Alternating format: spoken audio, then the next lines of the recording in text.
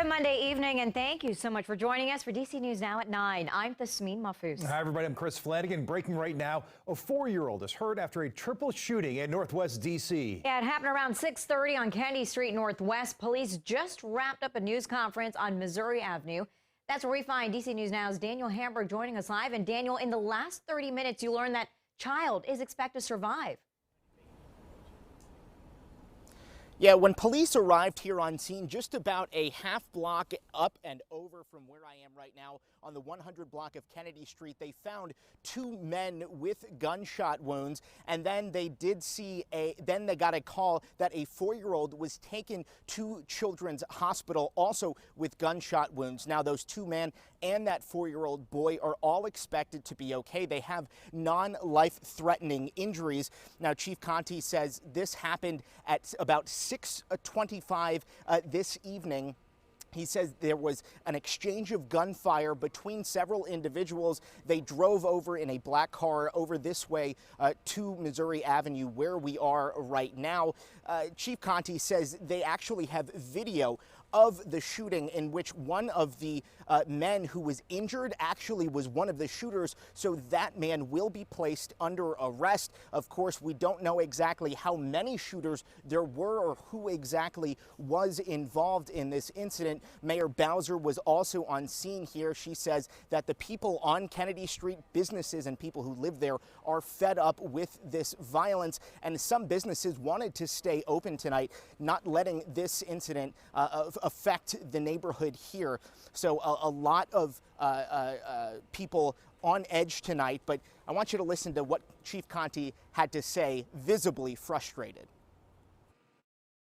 We have to be, as a city, continue to be laser focused in on illegal guns in our city. I don't care whose hand they're. If they're 13 years old and they have an illegal firearm in their hand and they use it, there has to be accountability for that. Now, as I said, Contee said that they do have some video of the shooting, but they know that there's a lot more out there, whether it's doorbell cameras on people's homes or local businesses. So he is asking if you do have any video or if you saw this shooting to call police. We're live in Northwest DC. Daniel Hamburg, DC News Now. Also developing tonight, the COVID-19 pandemic caused historic learning setbacks for children in the U.S. The stunning results from the National Assessment of Educational Progress show 4th and 8th graders largely perform worse in reading and math than they did in 2019. Northern Virginia Bureau reporter Max Marcilla joining us tonight from Washington Liberty High School in Arlington County. And Max, tonight, people in Northern Virginia are focusing on solutions. They are, and that's because they say the problem is so severe they have to start thinking of ways to undo it. Virginia still around the nationwide average in a couple of the categories, but in nearly all of them, any progress that was previously made, well, that's slipping. 8th graders in the Commonwealth scored above the national average in math, but for 4th graders, it's a different story. For the first time in at least 2 decades, they scored lower than the national average in reading. These numbers are really just devastating, and they have really a catastrophic impact on this population of students. In 2017, about 43% of Virginia 4th graders were reading at or above a proficient level, but that dropped to about 38% in 2019 and less than 32% now. But there were even declines in how many could read at a basic level, from 74% in 2017 to 69% in 2019, now 60%. They need more time in the classroom, whether that's more tutoring, whether that's after-school tutoring. They need longer school days, perhaps summer school programs. These conversations are now driving school board elections. Monday night, Arlington Parents for Education hosted a virtual forum featuring 2 candidates hoping to join the county school board. The first question, how to recover from this trend. A year's worth of achievement in 1 year, that's not going to be enough right now. The focus on evidence-based instruction is a really critical piece. And these numbers have ignited more criticism of Northern Virginia school boards. Fairfax County's Parents Association blasted the county school board, saying they've been focusing on 100 other issues, but never tackling the pursuit of academic excellence and never truly tackling the impacts of COVID policy-induced lost learning.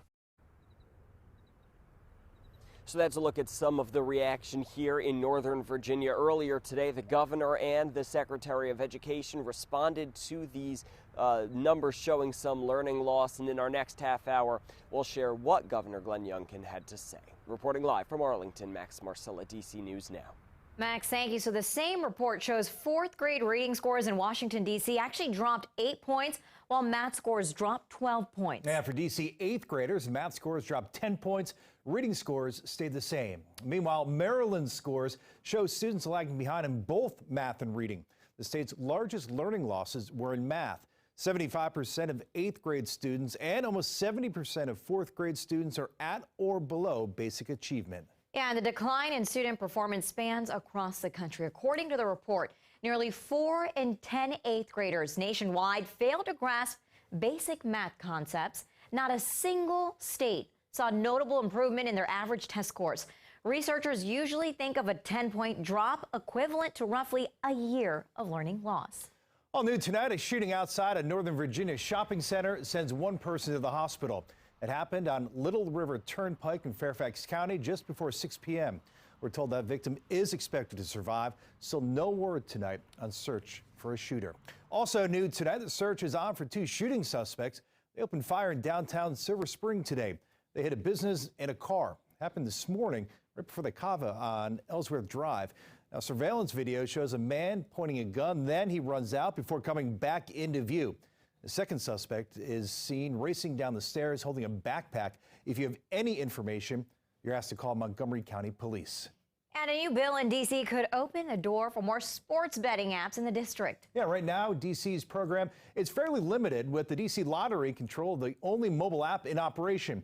And that app has faced a lot of criticism since its launch. Yeah, reporter Marielle Carbone is live outside of Capital One Arena tonight. And Marielle, a new bill could really expand how you can bet from home.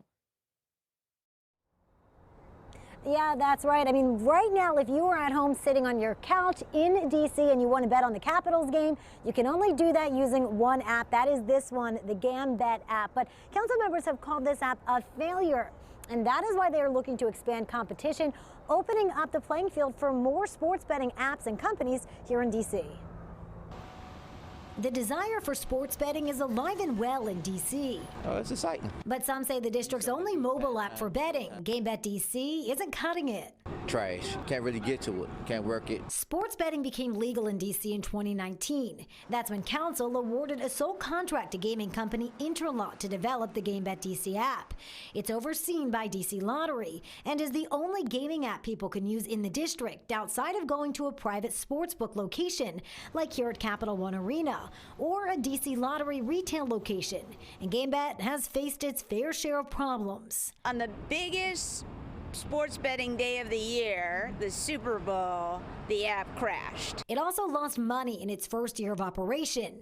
For those reasons and more, Councilmember Alyssa Silverman is proposing changes. If we're going to have a legal sports betting program, let's have it generate revenue. She introduced this bill Monday, which would allow any company to apply for a license to operate online and mobile sports betting apps in the district, opening the door for companies like FanDuel or DraftKings to exist in D.C. It would also terminate the contract with Interlot in 2024 when it expires. We would take the approach that Virginia's taken and Maryland is going to take very soon, which is we would just tax the revenue of those mobile apps. The Office of Lottery and Gaming did not return a call for comment, but during a roundtable this summer, the executive director said this. Maintaining OLG as a sole operator of mobile and online sports wagering across the district is the option that best maximizes revenue. And several other council members have also signed on to this bill, including council members Pinto, Che, and Allen. But again, this is just a proposal. It still needs to go through some more steps like committee, and then if it passes through that, eventually to full council. Reporting live in the district tonight, I'm Marielle Carbone, DC News Now. Marielle, thanks. Weather-wise, the next evening out there. Let's get a check on the forecast now with Chief Meteorologist Janessa Webb. Yeah, and Janessa, mild today and more 70s tomorrow. We like the sound of that. Yeah, but we do have to contend with some cloud coverage. Unfortunately, high pressure is sagging well to our south, and so that's going to keep us under cloudy skies. And then we have this coastal low that just will not budge. Temperature-wise, though, they will make you smile. If you like that milder air, it's going to be in place back with highs in the lower 70s tomorrow. Satellite composite radar, very quiet right now. You're seeing a little bit of green out towards Delaware and crossing over the PA borderline right now, but any moisture is really not hitting the ground. However, the cloud coverage, it does have a good amount of moisture, and that's why I'm watching for dense fog advisories to start to go into place overnight into tomorrow morning. 62 right now. We're sitting under overcast skies and very minimal winds out there. That will start to increase as well as we go into your Tuesday. Now, look at overnight lows. After last week, dealing with all the freeze and frost concerns, we are back to sitting above average for our overnight lows in the mid-50s. So this is a very comfortable air. Now, everybody's concern is kind of that gray sky. It has your mood a little bit down. When will sunshine reappear? I'll show you when coming up.